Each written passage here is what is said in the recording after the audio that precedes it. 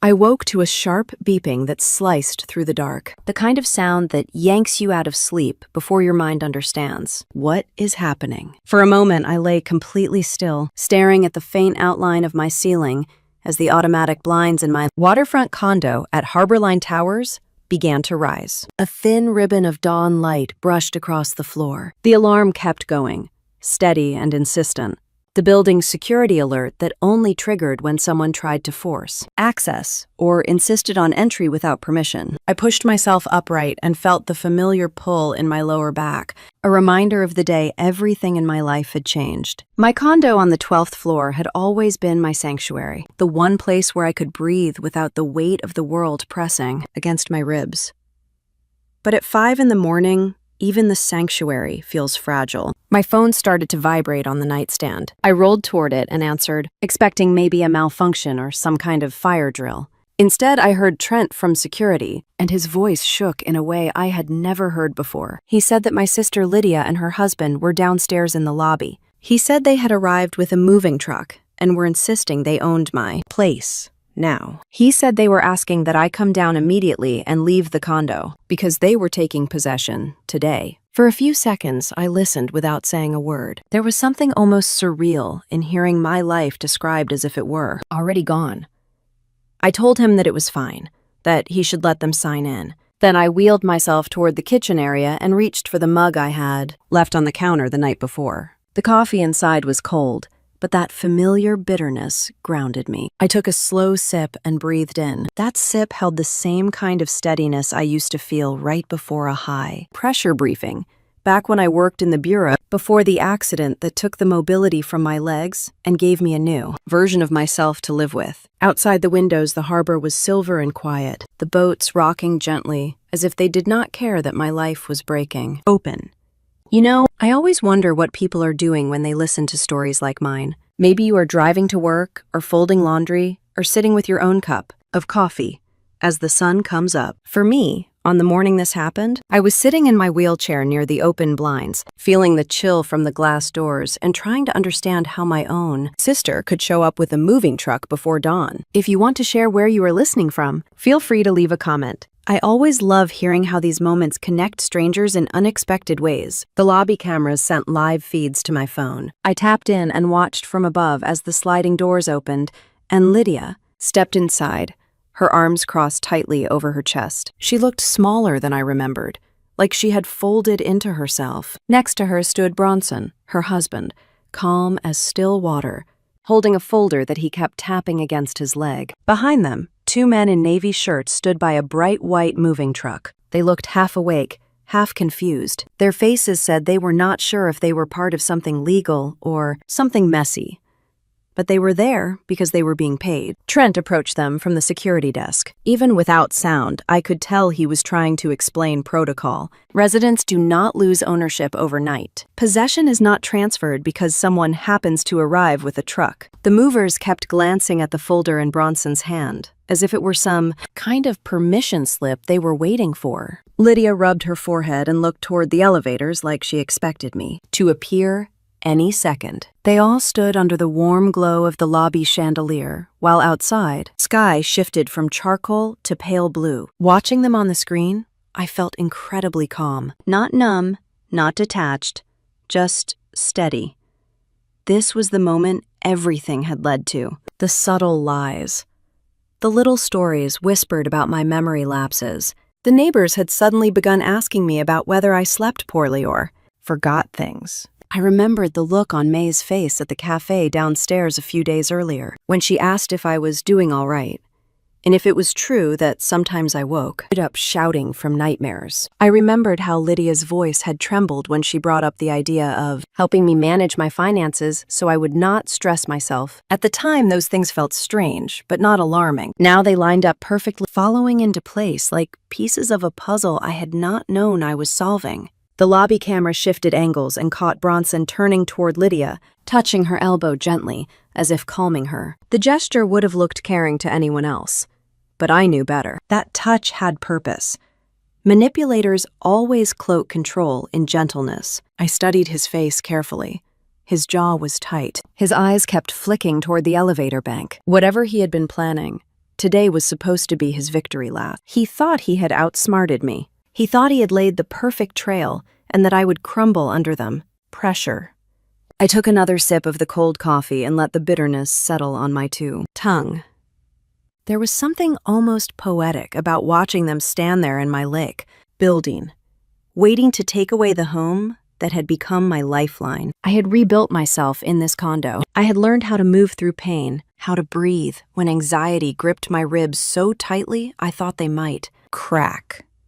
I had cried in that living room when the memories of my accident felt too heavy. I had laughed on that balcony when Lydia brought me dinner in the early months of my recovery. This space had held my broken pieces until I could put myself back together. And yet, here they were, believing that with one morning surprise, they could erase me. I set my cup down and rolled a little closer to the window. The sun was rising fully now, turning the harbor bright gold. Boats pushed gently against their ropes. I brushed a strand of hair from my cheek and let the moment settle over me. This was not a crisis. This was the opening act of a story I had already prepared for. They were walking straight into the plan I had finished just one day earlier. Every detail arranged, every document secured, every piece of evidence gathered.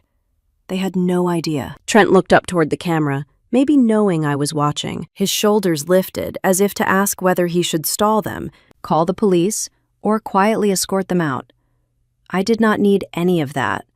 I opened the microphone to his station and spoke clearly so he could hear me, without question. I told him to let them in, to allow them to write their names in the visitor log. I wanted everything documented.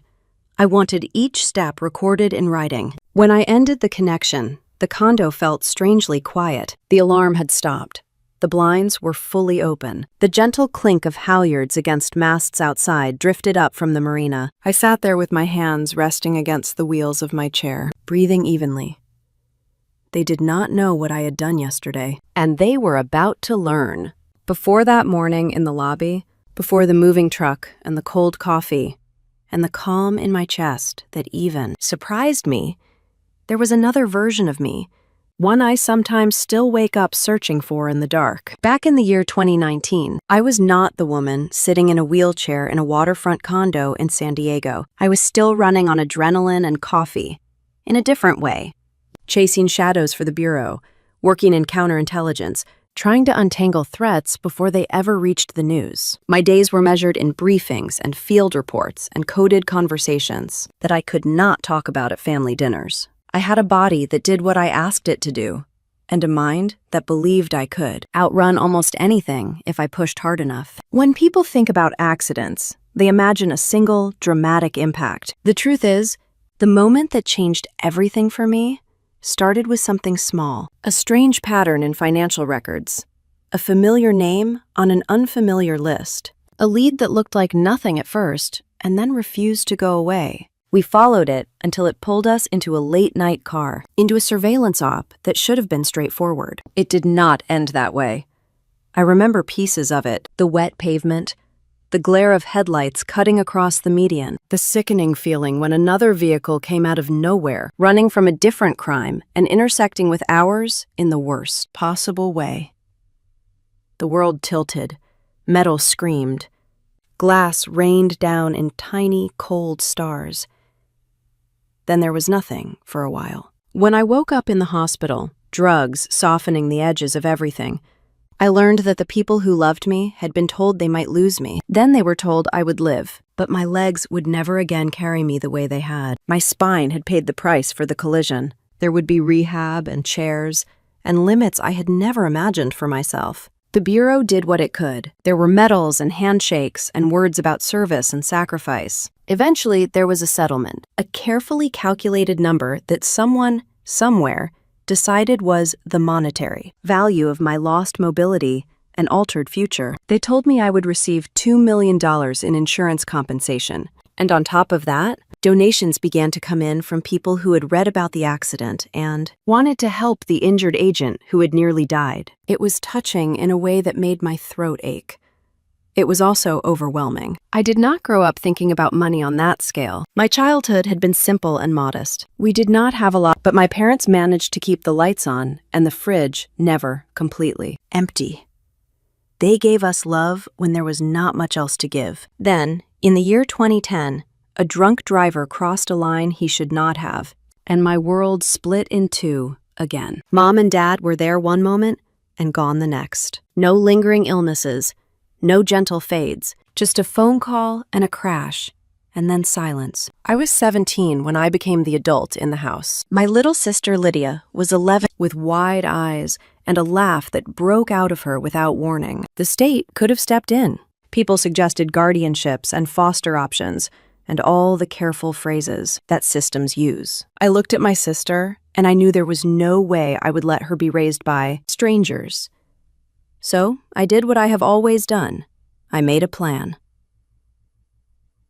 I worked, I studied, I took care of bills while other kids were going to high school dances. There were nights when I sat at the kitchen table doing homework after putting Lydia to bed, and I would suddenly feel the weight of it all. This role I had never asked for. Then I would wipe my face, finish the assignments, and wake up to do it again. In some ways, becoming an agent later felt like a natural extension of that part of me. I was good at carrying burdens quietly, at watching instead of speaking, at seeing the lines people drew around themselves, and the ones they tried to cross. The training was grueling, but it was almost a relief to face challenges that had structure, rules, and clear objectives. When I joined the counterintelligence division, I thought I had finally turned all that early responsibility into purpose. The accident did not just break my spine, it broke that sense of certainty.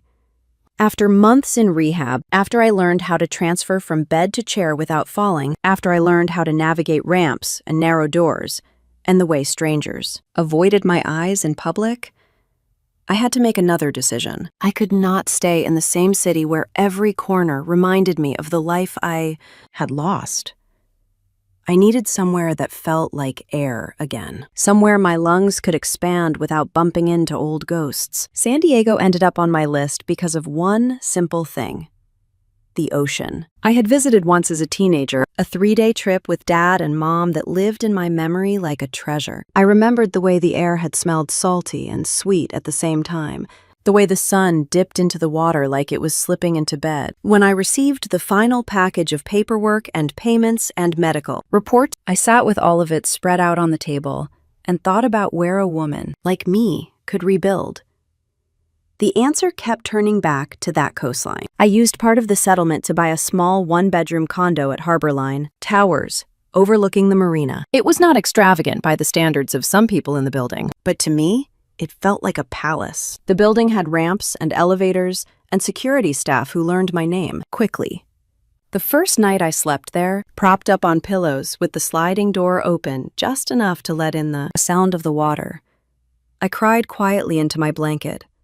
Not entirely from sadness. It was grief and gratitude tangled together. Lydia came to visit often in those first months. She would arrive with takeout containers and new plants and stories about her job as an assistant to an event planner. She had a knack for describing people in detail, the way she always had, and I would listen as she talked about brides with impossible demands and corporate clients who changed their minds every 5 minutes. We would sit on the balcony, my chair angled so I could see the horizon, her legs tucked underneath her on the outdoor sofa. Sometimes she would go quiet and look at my chair and then away. That hurt, but it was honest. We had both lost something in my accident. The sister she had known, the one who could chase her around the yard or pick her up and spin her in circles, was gone. In her place was a woman who still teased her about her taste in television shows, but now had to ask for help reaching certain shelves. At night, after she left, the condo would feel too large. The ocean sounds were soothing, until they were not. Sleep did not come easily. When it did, it came with images I could not control. Headlights bearing down, the spin of tires losing traction, the moment of weightlessness before impact. I would jerk awake with my heart hammering, breath sawing in and out, my hands clutching at the sheets as if I could still grab a steering wheel. That was no longer there. Those episodes started to repeat, an echo built into my nights. Some nights, I could hear myself make a small sound, not quite a cry, but not silence either. A low, startled noise of someone caught between then and now. If Lydia happened to be staying over, she would sometimes knock gently on my bedroom door in the morning and ask if I had slept okay. I would shrug it off and tell her I was fine, just restless, that the new meds made my dreams too vivid. It was easier than watching worry bloom in her face. That pattern settled in, the rhythm of my new life. Therapy appointments twice a week where a calm-faced woman asked me to talk about the crash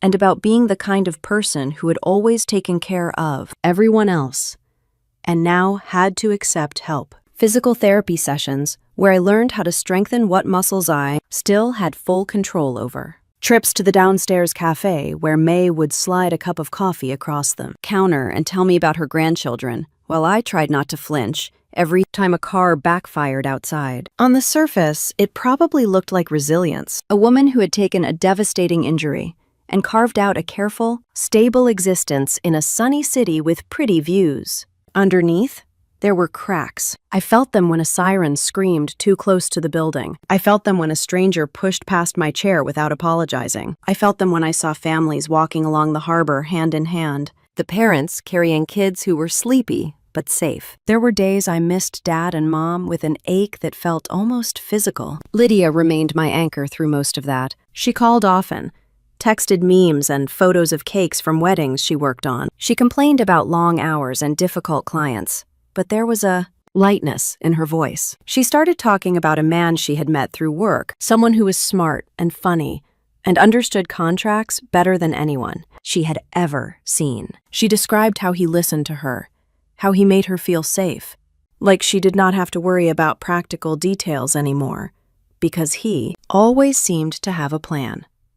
At the time, those words sounded like a blessing. After everything we had been through, I wanted so badly for her to have someone kind. I did not yet know that the same traits that made him seem so responsible in her eyes would look very different in mine. There is a certain irony in the fact that my own trauma would become the tool he used later. The nights when I startled awake, the bad dreams, the moments when my voice shook a little as I told Lydia I was fine. Those private vulnerabilities would eventually be spun into a story about a woman who could not be trusted with her own life. In a way, the accident did not stop hitting me when the car stopped moving. Its shockwaves kept traveling outward, touching people and choices years later. But back then, in those quieter months, I was just a woman in recovery, doing my best to build a new routine out of broken pieces. I did not yet know how much of my life had been noted and studied, how my sister's new boyfriend would file away every small detail. I did not know that he had read the article about the injured agent who received a large settlement,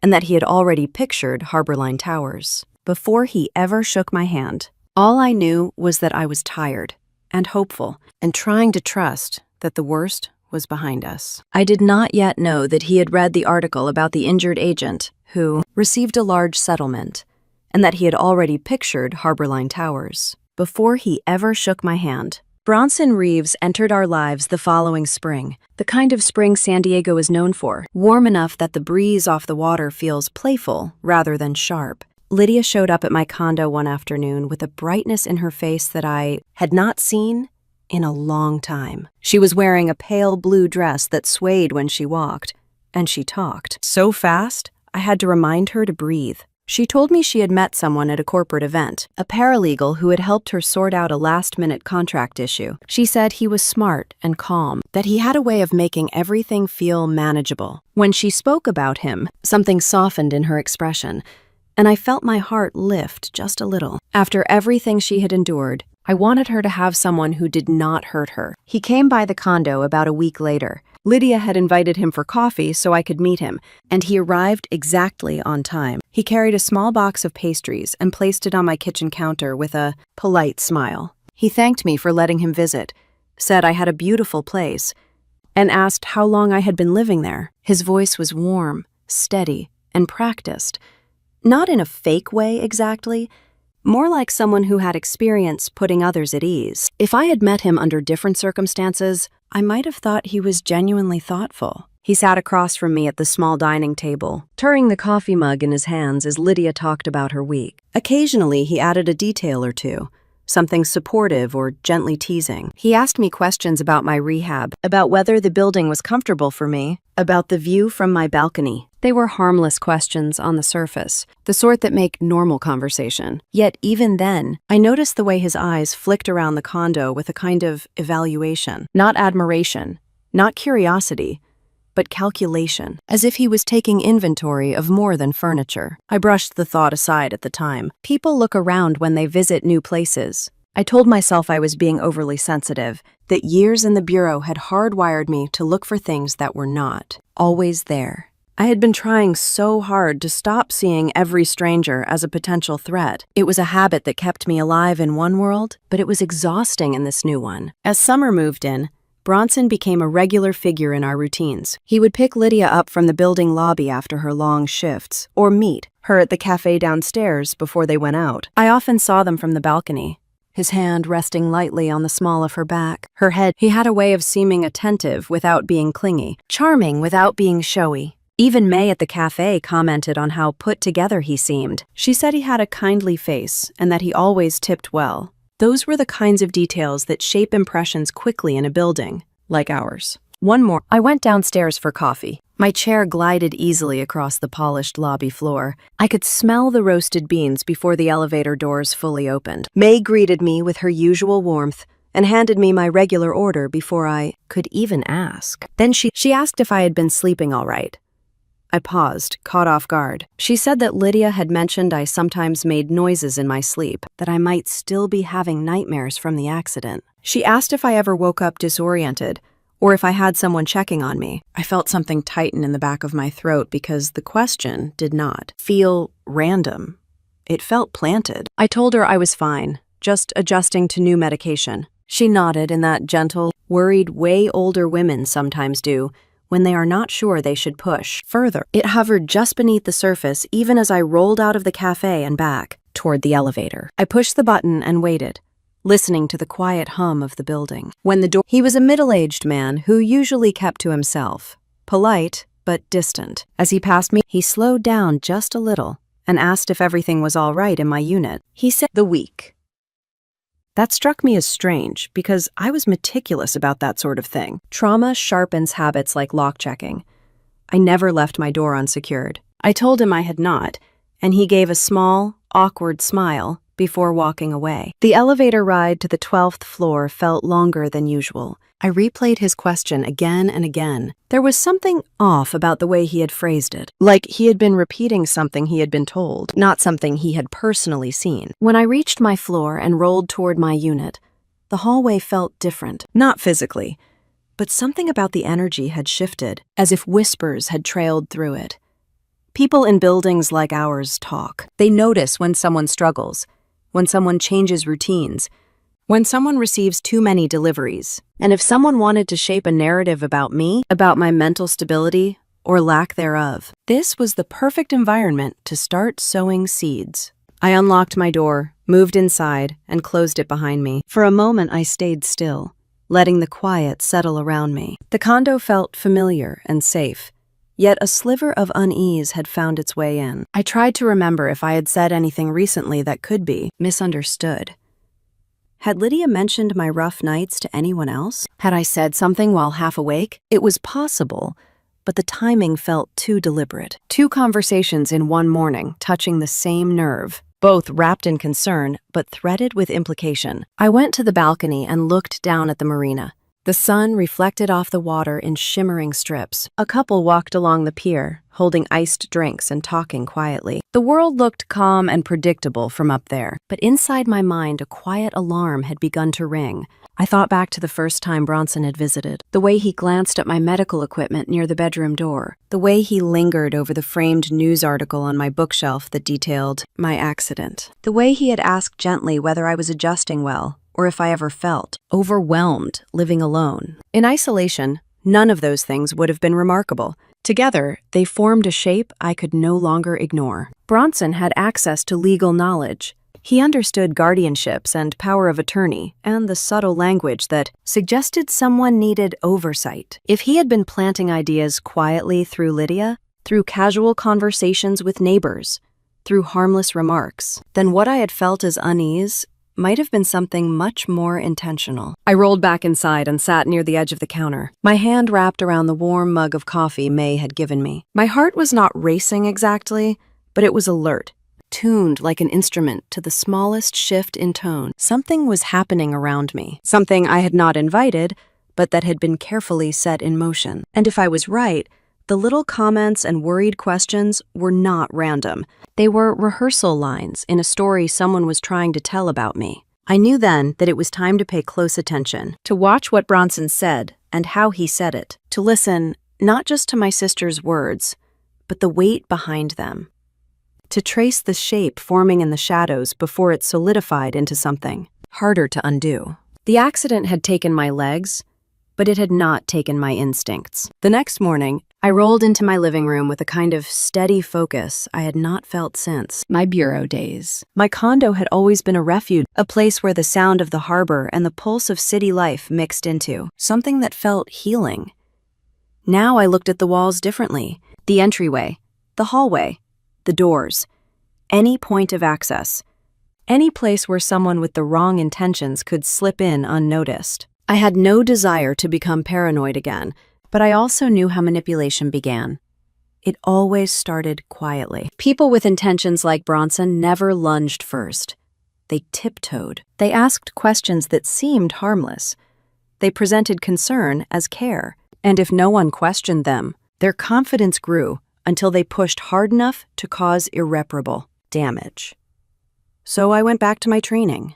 Piece by piece. I started with the camera installation. Nothing expensive or dramatic, just high-quality devices that blended into the surroundings. One in the hallway pointed toward the front door. One in the small foyer where my mail and packages were usually dropped. Another near the bedroom entrance, positioned high enough that you would never see it unless you knew exactly where to look.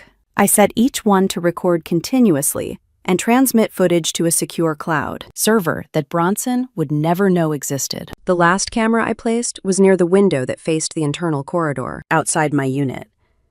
I used to think those open-air hallways felt airy and safe. Now I watch them the way I would watch an alley during surveillance, tracing movement, memorizing faces, learning patterns. I tested each camera with a calculated calm, rolling out of frame, then leaving the unit for a few minutes to confirm the motion detection. When I finally sat back in my chair and viewed the synced feeds from my tablet, I felt something settle in me.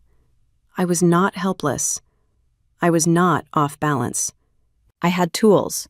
I had a strategy. And despite what Bronson hoped, my mind was clear. It only took 3 days for the first confirmation. I had left the building for a physical therapy session and returned earlier than planned, because the schedule shifted. When I accessed the feed from my hallway camera, I saw Bronson standing outside my condo door. The footage showed him glancing left and right, then reaching into his pocket for something metallic. He stood there in clean, deliberate silence, inserting a key, cracking the door only enough to slip in, then pulling it shut behind him. My hand stayed steady on the tablet as I watched him move through my home. He walked with eerie confidence, like someone who had already measured the space and knew exactly where every item belonged.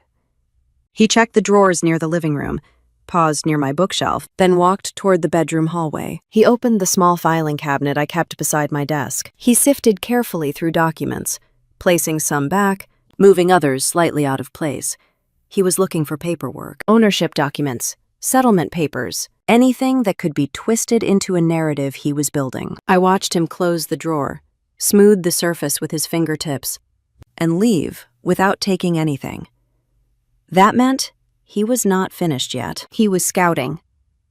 When Lydia came to my condo that evening for dinner, she had no idea anything was wrong. She talked about work, about a large wedding client who was demanding last-minute decor changes, about a coworker who kept volunteering her for things she had not agreed to do. When she mentioned that Bronson had borrowed her spare key earlier that afternoon so he could check on a delivery at his place, something clicked inside me. He had used her kindness against her without hesitation. I waited until she had gone home before I pulled out the old contact notebook from my desk drawer. I had not touched it in years. Near the back were names I used to call often, names that still felt familiar when I ran my fingers over them. One of those names was Dorian Hale. Dorian had worked with me at the Bureau in counterintelligence before I was injured. He had always had a talent for details, especially written ones. He could look at handwriting the way a biologist looked at cell structures, tracing patterns and deviations with startling precision. After I left the Bureau, he moved into private consulting for law firms and insurance investigators. We had exchanged holiday messages, but rarely more than that. I called him anyway. When he answered, his voice carried the same mix of dry humor and sharp intelligence I remembered. He asked how I was holding up. I told him I needed a favor. He said he owed me more than one. I emailed him a handful of documents that Lydia had brought over a few days earlier. She had said Bronson found them through a colleague and that they were supposed to help her organize some financial matters in case anything ever happened to me. I remembered feeling uneasy at the time because the wording had been vague and the signature sections had too many prefatory clauses. Now I saw them clearly for what they were: preparatory steps toward a guardianship claim or a transfer of authority. Dorian called me back that same night. He asked if I was sitting down, and I told him the chair was a permanent part of my life now, so yes, technically I was already sitting. He told me the signatures were not mine. They were very close. Close enough that someone unfamiliar with my writing would believe them at first glance. But they were not exact. The slope of certain letters was off. The pressure pattern along the baseline was inconsistent with my dominant hand. He said whoever forged them had legal knowledge, but not artistic skill. That was the signature range of paralegals who learned forgery through exposure rather than training. My stomach went cold. I asked him if this could hold up in court. He said absolutely not. The signatures were flawed enough that any handwriting specialist would detect fabrication. He asked if I wanted him to prepare an official report. I told him not yet. I needed to understand the full scope of what Bronson was building. After the call, I sat in the dim light of my living room for a long time, listening to the quiet hum of the city outside. Harborline Towers always felt safe to me, a place where people nodded politely in hallways and waved from their balconies. Now the air inside my unit felt heavier. I began to think back to the earliest days after my accident, to the news articles that had circulated when the settlement was finalized. The local paper had run a feature about my service, about the mission that left me injured, about the way the community had rallied to support me. There were photos, one of me standing before a row of flags, another of me in my wheelchair, accepting a certificate of recognition. Anyone with enough time and curiosity could have found those stories. Anyone with a certain kind of ambition could have followed the trail. And if they discovered that I had one younger sister and no other family, and that I was financially stable but physically vulnerable, then my life would have looked like an opportunity. I had not wanted to believe Bronson targeted us, but now, watching the pieces fall into place, there was no other explanation. I turned off the main lights and let the condo fall into shadow. Only the soft glow from the balcony filtered into the room. I took a deep breath and let it sit in my lungs before I released it. Bronson was not just manipulating Lydia. He was constructing a narrative about me. He was preparing evidence. He was testing the boundaries of access to my home. He was forging signatures and planting concerns in the community. He was laying the groundwork for something bigger. And I knew then that if I did not act quickly and precisely, he would take everything I had left. The hardest part was knowing that Lydia still believed he loved her. That she did not know she had been chosen long before she ever offered him her first smile. I closed my eyes for a moment, feeling the weight of that truth. Then I opened them again with the calm of someone who had rebuilt themselves from the ground up before and could do it again. I had the cameras, I had the footage, I had the handwriting analysis. The picture was forming clearly.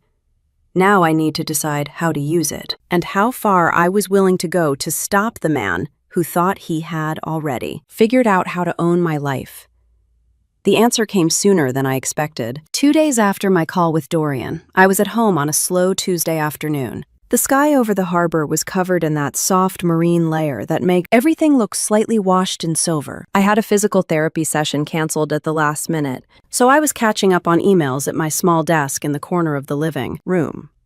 My legs were covered with a light blanket, my chair angled so I could see both the water and the front door if anyone came by.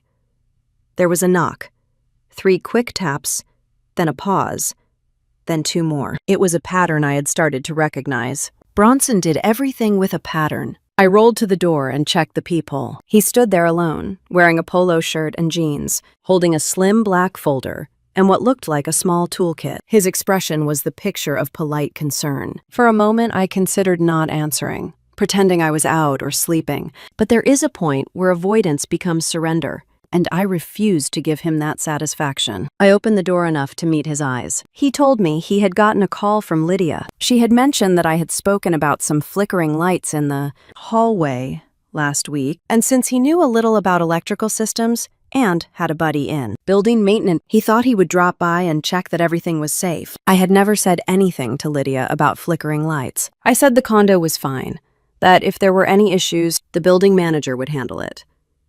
He insisted, in that gentle way of his. He did not want me worrying about things that could be dangerous, he said. After everything I had been through, I did not need one more stress. What could I say to that without sounding ungrateful or hostile? People like Bronson counted on that hesitation, the way decent people do not want to seem rude. So I stepped back and let him in, my face calm, my mind sharp. I had positioned one of the small cameras high in the living room, angled toward the entryway and my desk. As he walked past, I mentally checked its field of view.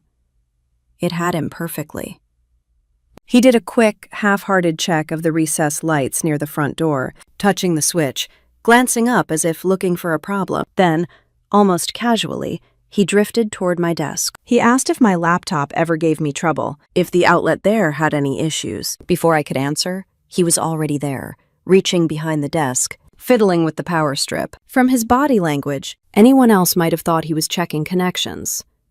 I knew better. His eyes kept sliding toward the small filing cabinet beside the desk, the one he had rifled through the last time he broke in. I told myself to stay still, to let him show himself. He straightened up and mentioned that sometimes power surges could affect electronics. He asked if he could move a few things to get a better sense of where the cables were. I nodded and watched him pull my desk chair slightly aside. He rested a hand on the file cabinet, as if using it to balance. Then he opened the top drawer with the same casual motion someone uses to scratch an itch. He did not realize I had rearranged everything after his last visit. Neatly labeled folders, copies of my settlement documents, my official ID from the bureau, tax returns. He flipped through them with practiced fingers, pausing a little too long on anything that mentioned account numbers or property details. I sat a few feet away in my wheelchair, my hands folded in my lap, my face neutral. Inside, my thoughts were ticking one by one like an old safe dial. He asked if I had ever thought about simplifying some of that paperwork. He said that with my medical history, it might make sense to put certain things in a structure that would protect me if anything happened. The way he said "if anything happened" landed like a pebble tossed into a still pond. I asked him what he meant. He launched into what I am sure he thought was a reassuring explanation. He finished checking the outlet, put the few folders back, slightly out of alignment with the rest, and then spoke about trusts and family entities and shared decision-making. His tone stayed light, conversational, as if he was discussing recipes instead of legal control. He said that with me living alone and dealing with trauma from the accident, giving Lydia and him some authority over major decisions could help. He said it would make things simpler if my health ever declined. He did not say if my mind ever declined, but the implication sat right there, between us. After he left, I waited until the door shut and his footsteps faded down the hallway. Then I rolled back to my desk and opened the camera feeds. I watched the scene again, this time with the distance of a third-person observer. It was all there. His pretext about the lights, his hand on the file cabinet, his quick scan of the labels, his little speech about trusts. Later that week, Lydia came over for dinner. She brought pasta from a place near her apartment and 2 small containers of salad that she knew I liked. We ate at the table, The balcony door cracked open to let in the evening air. She seemed a little distracted, twisting her napkin between her fingers as she talked. Halfway through the meal, she cleared her throat and said she wanted to ask me something, but she did not want me to take it the wrong way. My stomach tightened, even though my voice stayed level when I told her to go ahead. She said that she and Bronson had been talking about my future. That was exactly how she phrased it. My future. She said they worried about how much stress I carried on my own. The bills, the security of the condo, the investments from the settlement. She reminded me that I had been through so much already that I deserved to rest more. Then she repeated, almost word for word, what Bronson had said about shared responsibility. She told me that Bronson knew all kinds of options in the legal world, that he worked with lawyers all the time who helped families in situations like mine. She said maybe we should think about setting up something where they could help manage things so I would not have to. The words hung in the air between us. They came out of her mouth, but they carried his fingerprints. I asked her gently if she worried that I was not capable of keeping up with my own life. She rushed to say no, that it was not like that she knew I was smart and organized. She just did not want me to feel alone in it all. Then she added something that cut more deeply than she probably realized. She said that sometimes I did seem a little forgetful, especially after a bad night. Maybe it would be a relief to have help. It is a strange thing, hearing your own vulnerability used as evidence against you, even when it is wrapped in concern. I looked at her across the table, this young woman I had raised from the age of 11, this person whose scraped knees I had bandaged, and whose tears I had wiped away when she missed Mom and Dad too much to speak. She truly believed she was protecting me. She trusted Bronson so completely that his suggestions felt like her own ideas. I realized in that moment just how deeply he had woven himself into her thinking. It was not enough for him to use my trauma. He was also using her love for me, bending it, twisting it, pointing it back at me as justification. I told her I appreciated that she cared.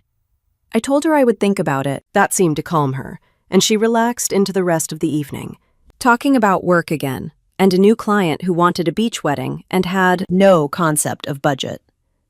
But the damage had been done. The seed had been planted, and I had heard exactly where it came from. A few days later, a piece of mail arrived that made everything even clearer. It was a thick envelope addressed not to me personally, but to something called Dalka Family Trust, LLC. The return address belonged to a financial services firm in the city that specialized in managing properties and assets for families who, as their glossy brochures like to say, needed a sophisticated approach to wealth protection. I held that envelope in my hands and felt the weight of it in a way that was not physical at all.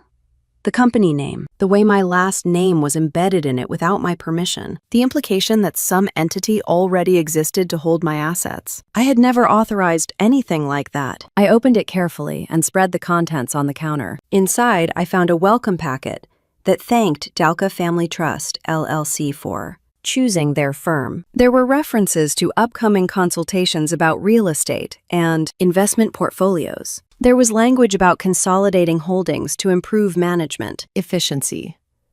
Nowhere did my full name appear as a person, only as part of the trust. I could almost see Bronson sitting somewhere with a laptop, filling out online forms, using enough information about me to construct something that looked legitimate to anyone who did not know better.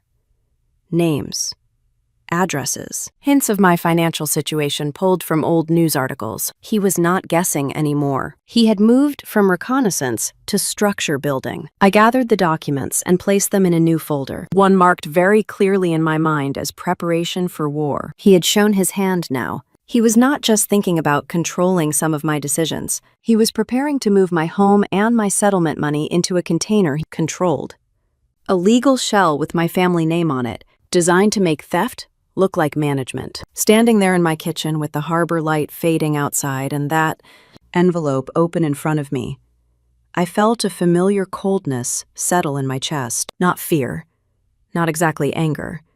A focused, almost clinical resolve. He had made his move, Now it was my turn. Those words stayed with me long after I left her office, echoing in my mind the whole drive back to Harbor Line Towers. The late afternoon sun was still bright over the marina, catching the tops of the masts and scattering ribbons of gold across the water. I felt the warmth through the window as I rolled inside my condo, but underneath that warmth was something tighter, more braced. The kind of feeling I used to get before a high-risk interview, when everything depended on staying calm and letting the truth rise on its own. I had spent the morning with Maribel Stone, one of the sharpest probate attorneys in San Diego. She had listened without interruption as I laid out the timeline, the forged signatures, the LLC envelope, the camera footage, and the pattern of manipulation creeping through the building. When I finished, she leaned back, her face thoughtful in the way of someone rearranging puzzle pieces that already made sense. She confirmed what I had already suspected. Bronson was circling incompetency claims. He was setting up a shell company to sweep my assets into it, and he had already dabbled in forgery. She told me that a man like him rarely moved without expecting to hold advantage. The only way to beat such a person was to remove the advantage before he reached it, which is exactly what we did yesterday. We built a special needs asset protection trust designed specifically for people with long-term disabilities who needed their coming, financial assets shielded from exploitation. Within that structure, my condo no longer appeared in my name. My accounts were transferred under the trust registration. Every document and deed was refiled, sealed by the San Diego County Probate Court, stamped and protected. I retained full authority, but no one else could invoke guardianship attempts against me without hitting legal concrete.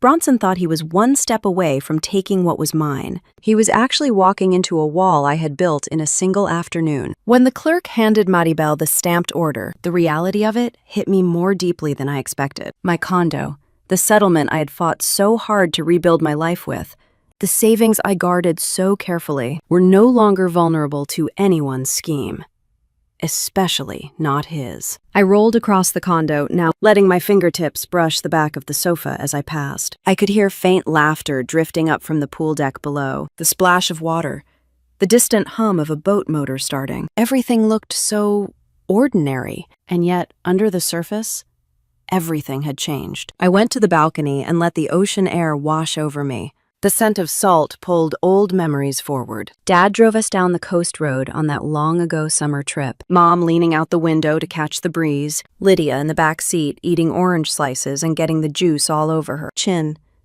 I could almost hear Dad calling out directions, as if the road needed his voice to stay steady. Grief comes in layers. It never really leaves, but sometimes it offers a moment of quiet reminder. Standing there, I felt their absence and their presence at once. It made me even more certain that I could not let someone like Bronson touch anything connected to our name. Inside, my phone buzzed. A text from Lydia. She said she might stop by later if I was free, just to talk. My heart tightened, not out of fear, but out of sadness. She had no idea what she was caught in. No idea that the man she believed was looking out for her had been looking at my life like a spreadsheet to be reorganized. I texted back that she was welcome. Then I moved to the living room, opened my laptop, and reviewed the camera feeds again. Not because I needed more evidence, but because watching the precision of his intrusions reminded me that he had made his decision long before any of us recognized it. The footage from last week showed him entering with her spare key, pausing at the filing cabinet, opening drawers with a confidence that did not belong to someone simply checking on electrical issues. His steps were deliberate. His focus is exact. He believed no one would ever question him. I clicked through the recording slowly, letting each clip play out. My spine prickled the way it used to before operations that required patience. More than force. I thought about the outline Maribel had drawn for me, the legal protections now in place. It felt like someone had locked a steel door behind me, not one that trapped me inside, but one that ensured no one could push their way through again. As evening settled, Lydia arrived. She let herself in with the soft knock she had used since she was a girl. When she stepped into the living room, she looked tired, her shoulders drawn up slightly as if holding a weight she did not understand. Her eyes flicked instantly to my chair, then to the table where some documents were spread out. She hesitated. I asked how she was, and she sat on the edge of the sofa, twisting her fingers together in her lap the way she always did when something troubled her. She mentioned that Bronson seemed stressed lately. Busy, preoccupied. He had been talking more about planning for the future, about responsibilities, about making sure everything was handled properly if something ever happened. There it was again. That phrase. Those quiet, rehearsed lines. I asked her gently if she ever felt like he wanted control, not help. She blinked, confused, and shook her head. She said he just cared. She said he just wanted what was best for us. The ache in my chest deepened. She meant it.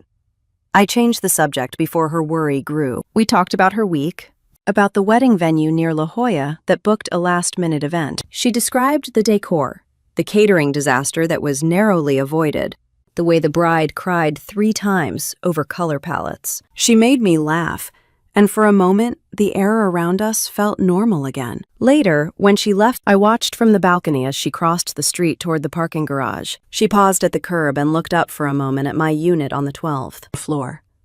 Her expression was unreadable from that distance, but something about the tilt of her head made my heart twist. I had protected her since she was 11. I had stepped into the role Mom and Dad left behind without hesitation. Losing her trust, even briefly, felt like losing a part of myself. I turned back inside and rolled to the kitchen island, where the trust documents were neatly stacked in a folder. I placed my palm lightly on top of them. These pages were not only legal protection, they were the boundary I had never expected to need against someone who had married into my family. I closed the folder and slid it into the drawer by my desk. Then I sat quietly, listening to the hum of the refrigerator and the faint groan of the building. Settling for the night. The lights from the harbor flickered across the ceiling. Maribel had been right. Everything was in place. The court had sealed the trust yesterday.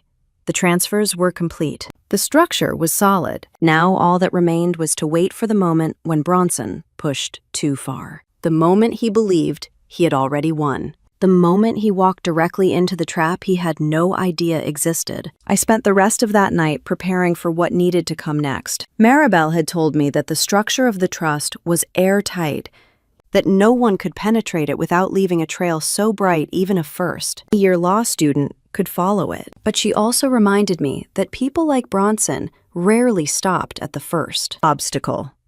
When one door sealed shut, they tried another. When one angle failed, they shifted to a different one. What we needed was an action so explicit that nothing he said later could blur or excuse it, which meant giving him the chance to act. So the next morning, I began my performance. I called a rideshare in full view of the lobby camera and wheeled myself into the car with my overnight bag. I told the concierge that I would be out of town for a few days visiting an old friend. I left cheerful messages in the resident app thanking people for watering their plants as spring approached. I made sure every detail felt effortless and believable. Then I had the driver circle the block twice and drop me at the rear entrance of the building, the one used mainly for deliveries. I slipped back in through the service hallway and rode the freight elevator up to my floor. No residents saw me. No one but the night shift staff would know I was inside. My condo felt strangely theatrical after that. I closed the blinds, dimmed the lights, and rolled quietly into the bedroom. It was the only room with no reason for him to enter, and the only place where I could stay hidden without risk of being seen through the glass. I set my laptop on the edge of the bed, opened the security feeds, and let all 6 camera windows arrange themselves across the screen. It felt like sitting in a small operations van again. The glow. The quiet hum of electronics, the way the world outside became a series of moving squares. The first day passed without incident. I watched maintenance workers vacuum the hallway carpets. I watched delivery drivers drop off packages at neighboring units. Lydia texted once asking if my trip was going well. I answered with a simple message that I had arrived safely. The second day was the same, uneventful, almost disappointingly so. But patience had been part of my training once, and I still knew how to use it. On the third day, while the harbor laid under bright sunlight and the city moved through its early afternoon rhythms, everything shifted. At 2:14 in the afternoon, my hallway camera registered motion. I watched the pixel alert turn bright green. Then the feed showed Bronson walking toward my door with a familiarity that made my stomach tighten. He looked around the corridor once, twice, then reached into his pocket. He pulled out the stolen key. He worked quickly, sliding it into the lock and pressing the door open with his shoulder. He stepped inside without hesitation and let the door fall shut behind him. It hit me in a quiet wave. If I had truly been gone, this moment would have marked the first official step in losing everything I owned. The thought made my chest squeeze, but I forced myself to stay silent and watch. He moved through the condo with ease, not bothering to pretend. He walked to the dining table first and lifted a stack of my mail. He sifted through it without care, tossing aside anything he did not want. Then he went to my living room, pausing in front of the large windows as if imagining the space belonging to him. He took out his phone and began taking pictures. Wide shots of the room, close shots of the built-in shelving, angled shots of the kitchen counters and appliances. He sent them to someone. I could see the messages pop across the top of his phone screen in the feed, 3 images at a time. No commentary, just photos. Then he spoke. To himself. The microphone on my camera picked up every word. He said she will not see a single penny of this. He said this condo belongs to me. He said this was the easiest transfer he had ever executed, that it would all look perfectly legal by the time he was done. I sat very still in the bedroom, listening to his voice carry through the digital speakers. My hands were steady. My breathing was even. For a moment, there was no anger, only a cold familiarity with the kind of person who could say such things out loud. He truly believed it. He walked toward my desk and opened the same drawer he had searched before. He glanced over the folders again, muttering that he needed the right papers signed to finish the transition. He said that once those signatures were in place, the trust would be locked, and Lydia would hold everything through him. He said that no court would bother listening to a disabled woman if there were concerns about her competency. That was when the laptop on the bed buzzed with an incoming call. I recognized the caller ID instantly. Lydia. I waited a beat before answering. If she heard too much silence, she would worry. I tried to keep my voice light when I said hello. She sounded out of breath. Her words rushed. She asked where I was and if I had a minute. Then she said Bronson had mentioned something important before leaving the Krauk apartment. Something about needing me to sign a few documents for my protection. She repeated that phrase exactly the way he did.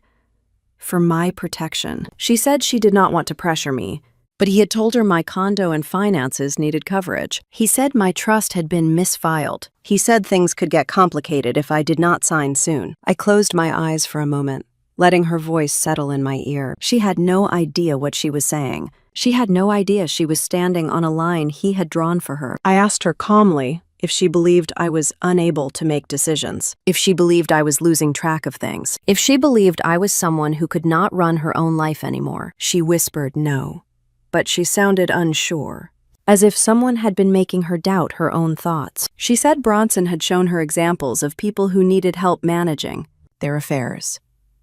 He had told her that sometimes trauma made people forgetful. He had suggested gently that maybe I needed a little guidance. I let her speak. It was painful, hearing how deeply he had shaped her perception, but I needed her words recorded. The call system on my laptop captured every sound. In the living room, Bronson continued rummaging. He opened the cabinet under the TV, checked the drawers by the kitchen sink, pulled open the closet by the entryway. He moved with purpose. He even hummed softly, as if nothing in the world could go wrong for him today. I told Lydia that I loved her. That was not part of any strategy. It was the truth. Then I asked her to hold off on signing anything, even if Bronson pushed. She agreed weakly. I could hear the conflict in her voice, the tug of loyalty pulling her in 2 directions. When she hung up, I watched as Bronson returned to the balcony door. He slid it open and stepped out, trying his phone to record a panoramic video of the harbor. He commented again about the listing price. He said someone he knew from his office would draw up the transfer paperwork by the weekend. He said that once it was done, I could leave with dignity before things became public. For a few seconds, I could not move. The arrogance of it, mixed with a kind of clinical precision that made my skin prickle. The camera in the living room caught everything. His voice, his statements of ownership, his admission of forging and transferring, his photos for valuation, his timeline. For the first time since this began, I felt a shift inside me, a kind of click. The trap was not only set, it had closed. Bronson stayed in the condo for nearly 40 minutes, long enough to give me more evidence than any judge would ever require. When he finally left, he did not even bother to straighten anything he had disturbed. The moment the front door shut behind him, I let out a breath I had not realized I had been holding. The condo felt different again. Not invaded this time, but reclaimed. I rolled forward slowly, leaving the safety of the bedroom, letting the familiar rooms open around me. The living room was quiet. The harbor light was beginning to soften. Everything looked normal, but none of it was the same. I moved to my desk and rested my hand lightly on the top drawer he had opened earlier. My reflection hovered in the dark screen of the TV across the room. He thought he had won. He thought he was one signature away from controlling my life. He had no idea that the documents he needed were already sealed beyond his reach. No idea that every word he spoke today had been recorded. No idea that the next step in this story would not belong to him. I turned the lock on the front door myself and listened to the click echo through the condo, a small but certain sound. It was almost time for the end game. The night before passed in that strange, slow way only sleepless nights can. I dozed in short stretches, never fully dropping into real rest. Every time my eyes closed, I saw Bronson in my living room again, heard his voice saying that I would not see a single penny, that this condo belonged to him. When I did sleep, I dreamed in fragments. Dad driving down the coast, Mom laughing in the faded light of a gas station, Lydia as a child clutching my arm on the first day back at school after we lost them. I woke up more than once with my hand gripping the side of the mattress, the sound of the ocean and the city folding into a low hum around me. By the time the security alarm went off at 5 in the morning, I was already half awake. The first thing I saw was not the ceiling, or the blinds, or even my own hands. It was the grainy but clear image from the lobby camera on my tablet. I had set it to stay open beside my bed, a quiet window into the entrance of Harbor Line Towers. When the building system detected something unusual at the gate, the feed jumped and the view shifted. Headlights slid across the pavement outside. A moving truck eased into the circle drive at the front of the building, big and white against the soft blue dawn. Its engine rumbled with that deep, vibrating sound heavy vehicles make, the kind that you can feel in your chest more than hear in your ears. Behind it, a compact, dark sedan followed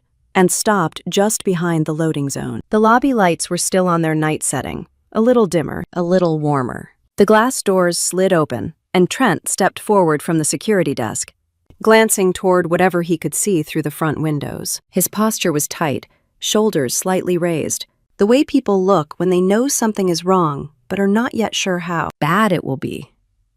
He had already spoken to me a few moments earlier on the phone. His voice had been shaky, telling me that Lydia and Bronson were downstairs with movers, insisting they owned my place now. I had told him to log them, to keep everything in the book. Now I watched it unfold from a distance of 12 floors and a lifetime of preparation. 2 men climbed out of the truck, rubbing sleep from their faces, pulled jackets tighter against the early morning chill. They slid the rear door up and revealed the empty space inside, waiting for someone else's life to be packed into it. The sight of that vacancy sent a strange shiver down my arms. Those men did not know what they were stepping into. For them, this was just another job, a contract, an address on a clipboard. The camera feed caught the sedan doors opening almost in sync. Bronson came around the front of the car, his stride smooth and confident. He wore a dark coat over a pressed shirt, the kind of neat, respectable outfit that blended easily in any professional setting. In his hand, he carried a thick folder, the same style he had when he visited my condo before. That folder had become his prop, his shield, his weapon. Lydia emerged from the passenger side. Her shoulders were hunched inside a pale sweater, her hair pulled back in a loose knot. From the angle of the camera, I could not see her face clearly, but her body language spoke enough. She lingered half a step behind him, hands wrapped around herself, like she was trying to stay warm from more than the morning air. Bronson reached back once and placed his hand on her shoulder, a gesture that might have been reassuring if I had not known him. To me, it looked like containment. They walked together toward the entrance. Trent met them just inside the sliding doors. The camera had no audio from that angle, but I could imagine the exchange. Identification.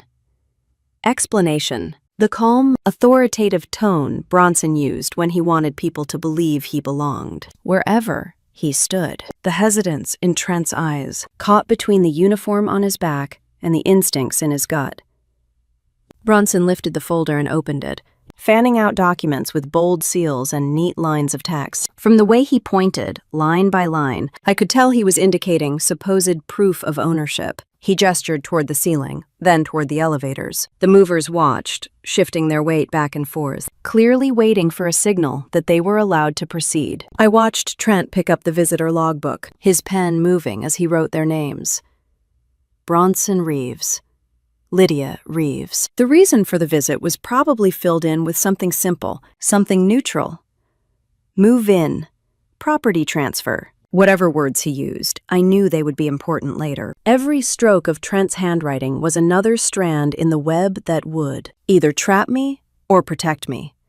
This time, it would help me. On my bed, I shifted slightly, pulling the blanket farther over my legs. My heart was beating faster now, but not out of panic. It was the steady, focused rush that comes when everything you have planned starts to line up, with movement outside your control. The lobby camera shifted angles as the group moved toward the elevator. The movers carried folded dollies and stacks of flattened boxes. Bronson walked in front, speaking over his shoulder. Lydia followed with her arms held close, her gaze dropped to the floor. When the elevator doors slid open, they all stepped inside, and the view cut off as the metal closed. I switched to the feed inside the service corridor on the 12th floor. That camera captured the doors opening again, and the small cluster of people, stepping out into the elegant hallway that led toward my condo. The building was quiet at that hour. Most residents were still asleep, or just waking up. No one was there to see this procession but me, watching from above on a screen. Bronson led the way, the folder tucked under one arm. One of the movers pushed an empty dolly, the wheels squeaking faintly on the polished floor. You could almost feel the weight of the silence around them, broken only by their footsteps and the low rumble of the truck engine still idling below. When they reached my door, I felt a strange mix of fury and grim satisfaction rise in me. That door had been a line of safety for so long. I had crossed it again and again, coming home from doctor's appointments, from therapy sessions, from lonely errands. Now it was the line he believed he was crossing to claim victory. Trent had ridden up with them. The camera caught him standing a few feet back, his face cautious. He watched Bronson take out the stolen key again, and then stop himself, as if remembering that today he was supposed to be legitimate. Instead, Bronson held up the folder and flipped to the top page. He tapped it once, then looked at Trent with an expression that said, "Of course this is all in order." I could not hear the word, but I could see his mouth forming the familiar phrases. Property transfer, deed, owner of record. He held the papers up like a magic trick, daring anyone to doubt them. The movers glanced at one another as if to ask silently, "Are we doing this?" One of them shrugged, clearly more concerned with being paid than with the finer points of property law. Bronson turned back to my door, pushed the key into the lock, this time in full view of the guard, and the camera, and opened it as if he were stepping into a place that already belonged to him. I switched to the inside feed, the camera in my living room that faced the entryway. The door swung open, and Bronson walked in with a self-satisfaction that almost made me physically ill. The movers followed, looking around with quick, measuring eyes, the way men do when they are mentally dividing furniture into categories and loads. Lydia lingered at the threshold. For a long moment, she did not cross into the condo. She stood with her fingers gripping the strap of her purse, staring at the familiar space. I saw the recognition in her posture. Every corner meant something to her. Nights we spent watching movies on that couch, dinners we shared at that table, the time she and I celebrated her first real promotion with cheap champagne, and takeout in this very room. Bronson reached back and touched her elbow, guiding her in as if she were a reluctant guest instead of family. He snapped instructions to the movers, his tone brisk and controlled. He pointed toward the bedroom and the living room, then made a sweeping gesture that clearly meant starting with the big pieces. I watched one of the movers head down the hallway toward my room. The other began measuring the sofa with his eyes. Standing in my quiet bedroom, hidden from all of them, I kept my attention on the screen. The tension in my neck and shoulders tightened, but my breath stayed even. This was the moment everything had been designed for. Either the legal protections we put in place would intersect with his arrogance, or they would not. There was nothing left for me to adjust. The mover at the bedroom door called something back to Bronson, and he waved his hand impatiently, giving permission without even looking. That small display of disregard told me everything about how he viewed my space. I was not a person to him now. I was an obstacle on a checklist he believed he had already overcome. As the movers opened the door to my living room fully and began discussing how to get the furniture through it, the air in the condo seemed to shift. The harbor outside was pale gold now, the sky lightening from blue to soft peach. The city was waking up, people making coffee, turning on news programs, stepping into showers, having no idea what was happening on the 12th floor of a building by that. Water. I sat there in the shadows of my bedroom, the laptop screen glowing softly on the bed beside me, and watched as strangers made their first moves toward dismantling the life I had built. They thought. In reality, every step they took brought us all closer to the moment when Bronson would find out that the story he had written was not the one that would stand. The first sign that the tide was turning was not dramatic. It was a small flicker in the corner of my tablet screen where the exterior, camera feed, Saturday. A dark shape pulled into the drive behind the moving truck. Smaller, quieter. The outline of a patrol car with the familiar blue and white markings of the San Diego Police Department. Its headlights washed over the back of the moving truck, then dimmed as the engine shut off. I could almost feel Trent's relief through the camera. He stood near the lobby entrance, arms folded tightly, watching the movers begin to maneuver toward the elevators. When the patrol car doors opened and 2 officers stepped out, he moved toward the sliding glass doors, as if a pressure inside his chest had finally found a release valve. One officer was a woman in her 40s, compact and steady, her dark hair pulled back, her expression neutral but alert. The other was a younger man, tall, scanning the scene with the cautious curiosity of someone still learning how quickly situations can shift. The older officer spoke briefly with Trent. He gestured upward, toward the upper floors, toward the moving truck, toward the visitor logbook on his desk. This was the part Maribel and I had planned for. Nothing dramatic. Nothing that would tip our hand too early. Just a quiet note from building management that something felt wrong. An unannounced move. A resident someone thought was out of town, but not officially. A key that had not been cleared through the concierge. Enough red flags to justify a welfare check. On my screen, I watched the officers ride the elevator up with Trent. The movers continued gathering boxes, not yet aware that anything was different. Bronson was in my living room, explaining to one of the men how he wanted the larger piece of furniture, angled in the truck so it would not be scratched. Lydia stood near the dining table, fingers pressed to her lips, looking anywhere but at the sofa they were about to take. The service corridor camera captured the elevator doors opening onto my floor, again. The officers stepped out first, Trent following. The younger one adjusted his belt, resting his hand near his radio. The older one took in the hallway at a glance, her gaze landing on the open door of my condo and the strange half-scene beyond. Movers hovering over someone else's belongings before sunrise. She walked forward with a measured pace and stopped just outside my doorway. From my bedroom, hidden but watching, I saw her raise a hand slightly in a polite, firm gesture. She asked what was going on. Her voice carried just enough for the living room microphone to pick up. Bronson turned, the practiced smile already on his face, the deed folder tucked under his arm like a passport to anywhere he wanted to go.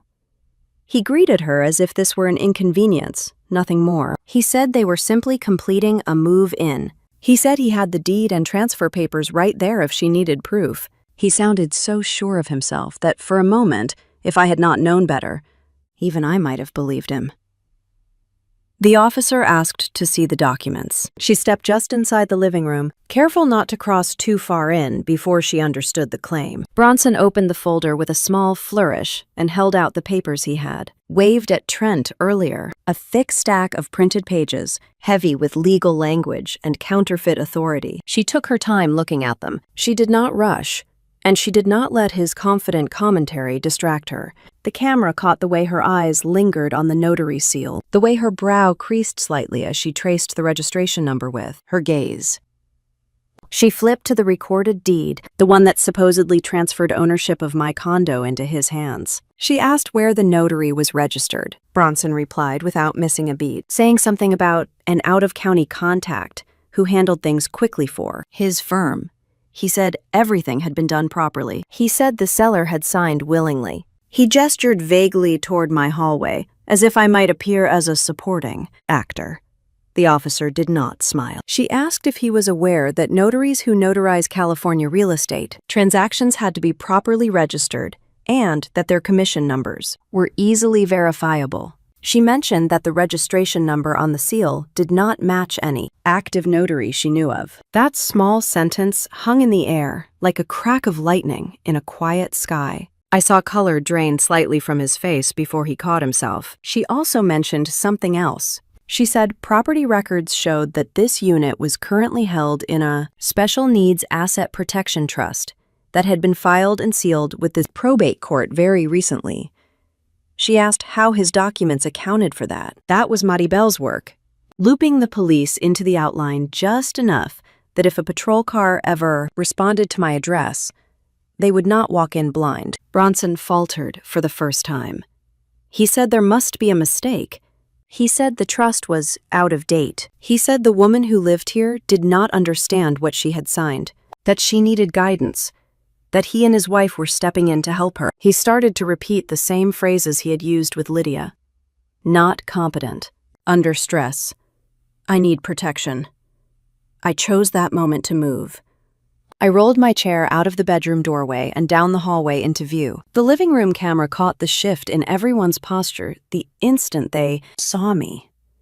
The movers froze, their hands still on the edges of my furniture. Lydia turned so fast her hair slipped from its knot, her eyes wide with something between hope and dread.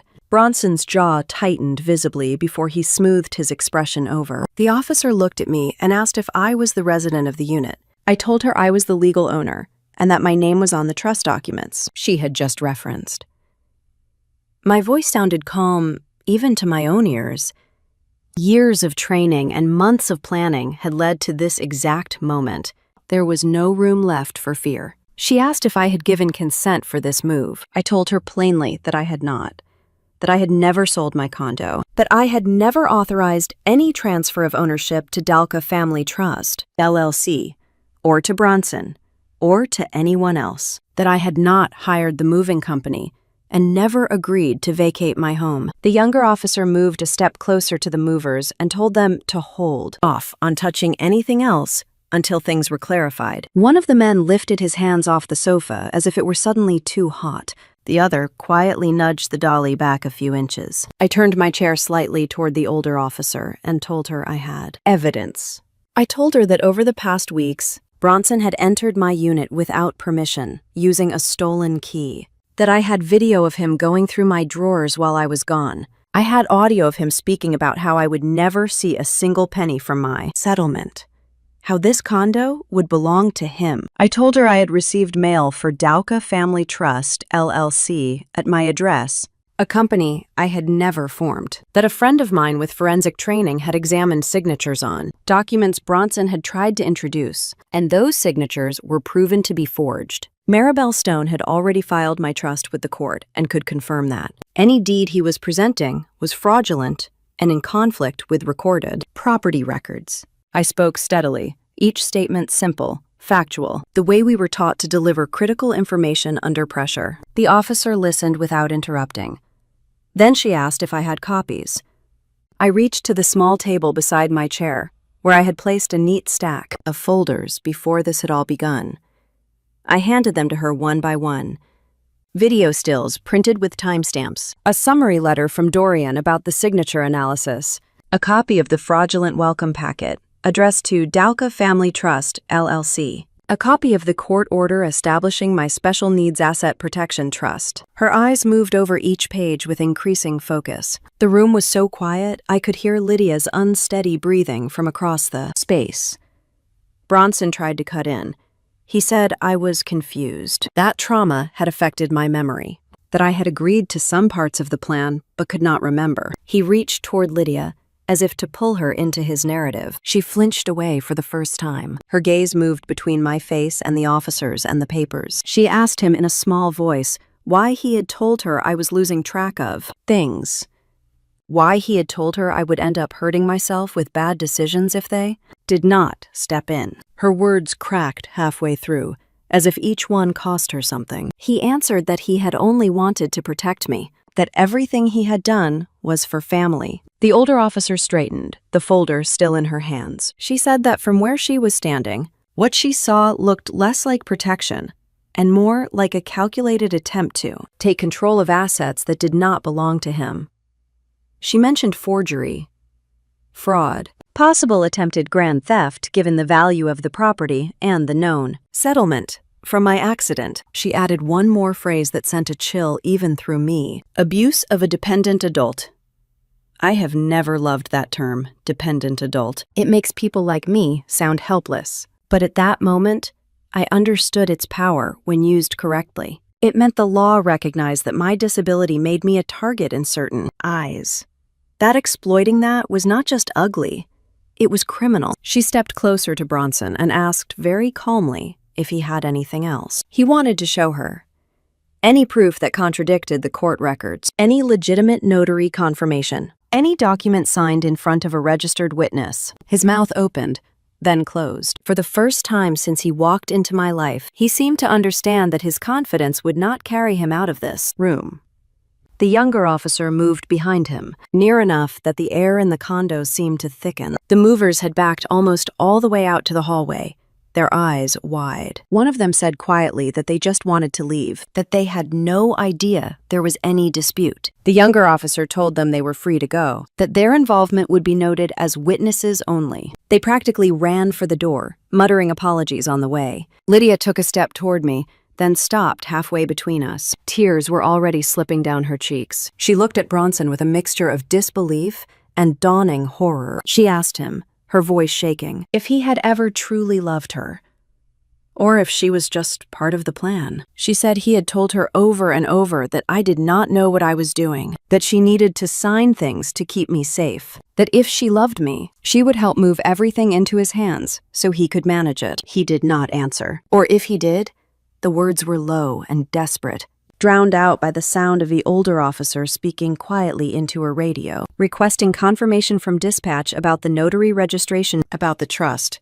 about the prior report Maribel had filed on my behalf. She ended the call, nodded once to herself, then turned back to Bronson. She informed him that he was being detained on suspicion of forgery, fraud, attempted grand theft, and abuse of a dependent adult. She told him that anything he said could and would be used as evidence, and that he had the right to remain silent. The familiar cadence of those words filled the room, a litany I had heard before in other contexts, now aimed at someone who had believed himself untouchable.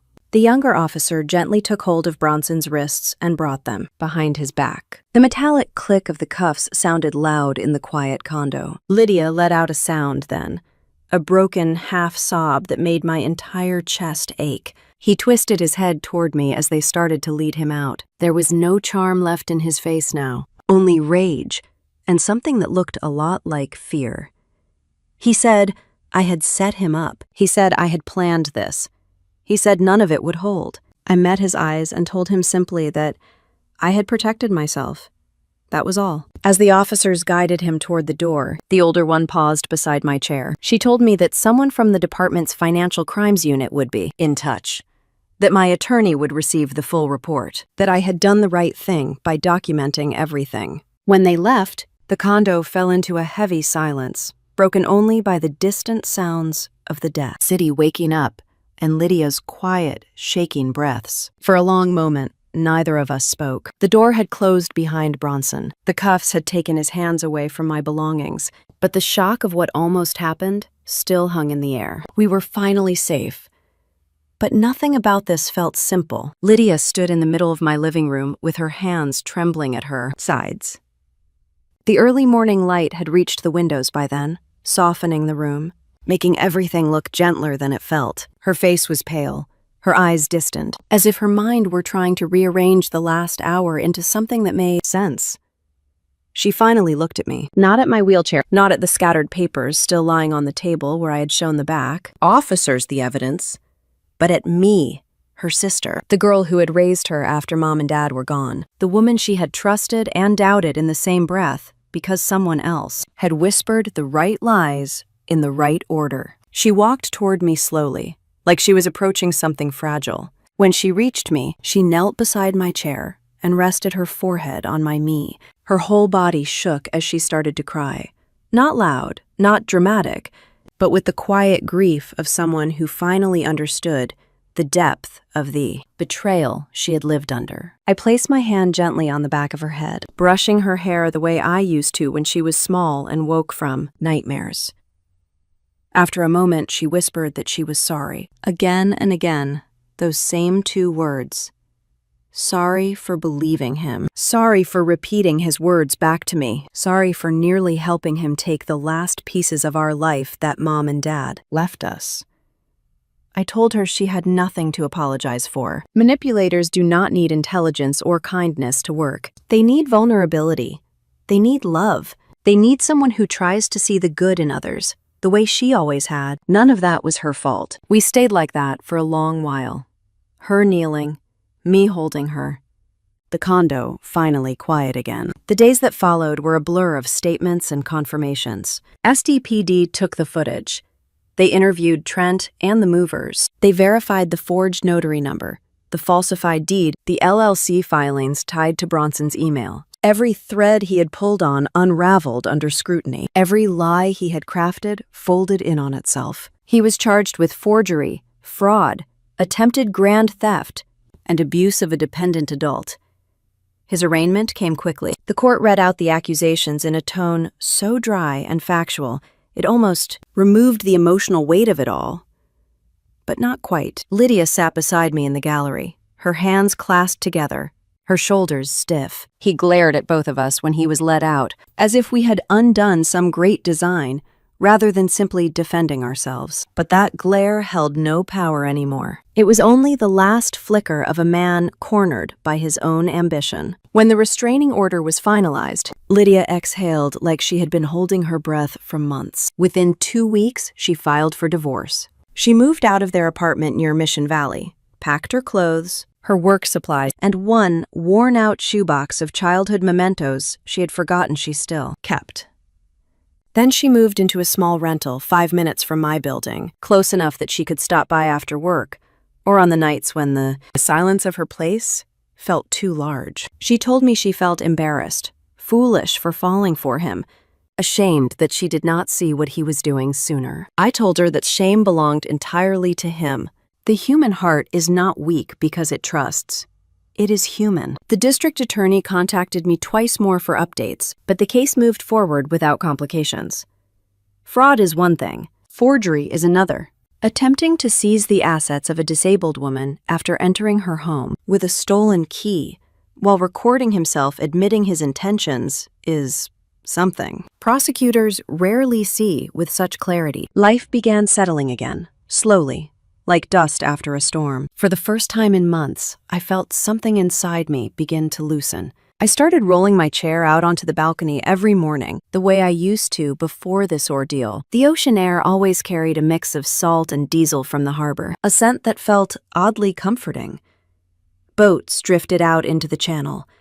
Gulls wheeled lazily overhead. People walked the marina path with coffee cups in hand, unaware of how close I had come to losing the home that held all the memories I had left of my parents. One morning, while holding my mug and watching the lights spread across the water, Lydia joined me. She leaned her elbows on the railing beside my chair and told me she had been. Thinking about everything that had happened, she said she wanted to do something meaningful with the experience, something that made her feel less like a victim and more like someone who could protect others. Her words stayed with me. That afternoon, I sat at my desk and opened my laptop, and for the first time since the accident, I felt the old sense of purpose return. Not the bureau version of me, the one who combed through surveillance reports and briefings, but the part of me that understood patterns and people and warning signs. I started by drafting a simple outline. A workshop. Nothing big at first. A discussion series for women about financial red flags, legal boundaries, and the subtle manipulation tactics that make even the smartest person doubt their own instincts. I called a community center near Harbor Line Towers and asked if they ever hosted educational sessions. The director said they would love to include something like that. Within a month, I was speaking to groups of 15 or 20 women at a time, seated in a semicircle, while I talked about the tactics people like Bronson use, how they isolate, how they plant doubt, how they slowly frame control as protection, and how every woman deserves the knowledge and tools to guard her own life. The first time I stood at the front of that room, my chair angled toward the audience, I felt something shift. Strength is not always loud. Sometimes it is quiet. Sometimes it sits in a wheelchair with a stack of manila folders and a memory, full of lessons carved by fire.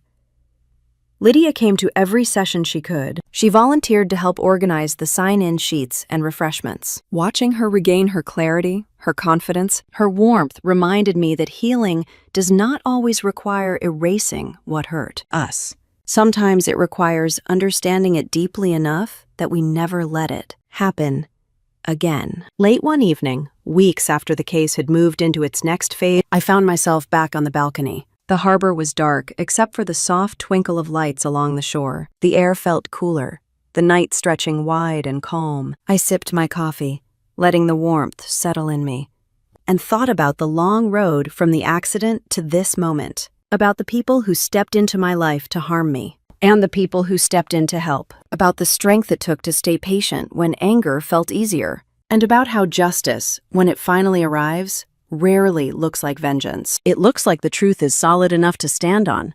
Revenge does not always require fury. Sometimes it only requires silence, timing, and one well-placed signature the day before everything comes crashing down. If you have ever been told you were too much or not enough for your own family, remember this: silence can be power, and truth can be the loudest revenge. Tell me in the comments what integrity means to you and where you are listening from. Oh my God, this story is full of survival lessons and admiration, especially about protecting yourself. As someone who has seen many cases, manipulation often exploits love within their vulnerability. Though Bronson used Lydia, I see this story as a slap in the face to always be wary of newcomers, and a powerful affirmation of asking strange questions about finances, especially those considered vulnerable by society. I'm incredibly angry at Bronson, shares little personal information at the way he manipulated Lydia, assets that required strict legal protection, just because he thought she was easy prey after the accident. Lesson.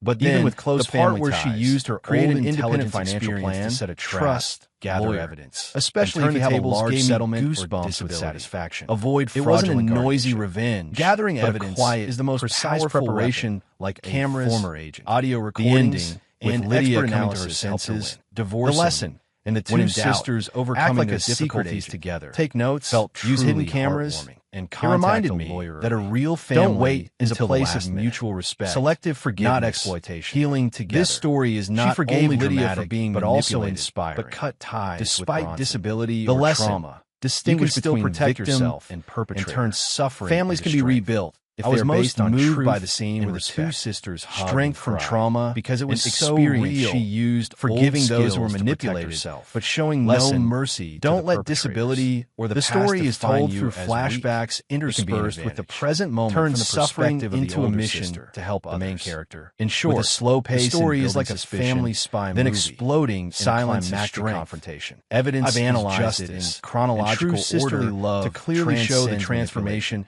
What did you think after watching to complete control? Which scene shocked you the most? Family background was it the scene where Bronson gets handcuffed? Introduction. Building an emotional foundation. In 2010, after their parents died in a car accident, The older sister, at age 17, became the guardian of her younger sister Lydia, 11 years old, raising her, studying, and working. She joined the Bureau, a federal intelligence agency, excelling in counterintelligence work until 2019, when a car accident during a surveillance mission left her paralyzed from the waist down. She received $2 million in compensation plus donations and bought a beachfront condo at Harborline Towers in San Diego for its ocean view and disability-friendly amenities. After her recovery, she faced a nightmare of isolation, but Lydia frequently visited, bringing food and sharing her life. Analysis. This plot point evokes deep empathy. She sacrificed her youth to raise her sister, then rebuilt her own life. It highlights the initial sisterly bond, making the later betrayal even more painful. Bronson's arrival and covert manipulation, escalating conflict, red flag. Lydia meets Bronson, paralegal, through her work as an event planner in their marriage.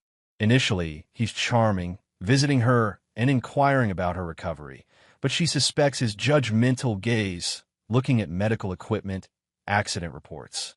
He borrows the keys to check deliveries, sneaks in, and rummages through her filing cabinets. Neighbors, others, begin making strange questions about her sleep and door security. Lydia inadvertently tells others about her nightmares. Bronson suggests sharing financial responsibility due to trauma, implying she's incapable. Analysis. This is sophisticated gaslighting, exploiting disability and trauma to sow doubt. Bronson represents a professional manipulator, using legal knowledge to build an image of Lydia as an uncompromising woman.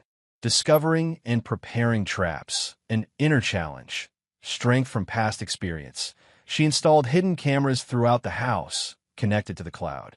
She received forged documents, power of attorney, and asked her former colleague Dorian to analyze them, confirming the forged signatures. Bronson sneaked in again, took pictures of the condo, and muttered to himself, "She won't get a penny. This condo is mine." He created a fake Dalka Family Trust LLC and sent letters. She consulted lawyer Maribel, established a real special needs asset protection trust, and transferred the condo and assets into the trust, controlled by her and sealed by the court. Analysis. This turn of events shifted her from suspicion to action. Her intelligence experience helped her gather professional evidence. It symbolizes a clever trap, pretending to be a way to lure him into revealing his intentions. Sneak in and record, turn around, confirm intention. She pretended to go out, then sneak back to hide and watch the security cameras. Bronson sneaked in, recorded the balcony appraisal, clearly stated his plan to move the property over the weekend, and claimed the court didn't trust disabled women. Lydia called via his phone, urging him to sign the protection papers. Analysis. This is golden evidence, a direct confession. It reveals Bronson's contempt for people with disabilities. Confrontation at 5 a.m. Climax. Justice arrives. At 5 a.m., Lydia and Bronson arrive with a moving truck and movers, carrying fake documents demanding she move out. Trent's security raises the alarm. They enter the house and begin moving belongings. The police arrive due to a welfare check by the building. Lydia emerges from hiding, presenting evidence, sneak footage, a forged report, a real trust, and audio recordings. The police confirm the information via radio, fake notary, real trust, and arrest Bronson for forgery, fraud, and dependent abuse. Lydia is shocked, confronts Bronson, and realizes she has been manipulated. Analysis. A dramatic but realistic climax. Not violent, but with crushing legal evidence. Lydia quickly comes to her senses, revealing herself to be his second victim. Consequences and healing. Resolving. A new peace. Bronson is accused. Lydia quickly divorces and moves closer to her sister. The two sisters overcome the situation together, with Lydia volunteering to help her sister organize workshops on financial red flags and manipulation for women. Bronson returns to her balcony to gaze at the sea, feeling free. Analysis. A balanced ending. Justice for Bronson, forgiveness for Lydia, and a new mission from trauma.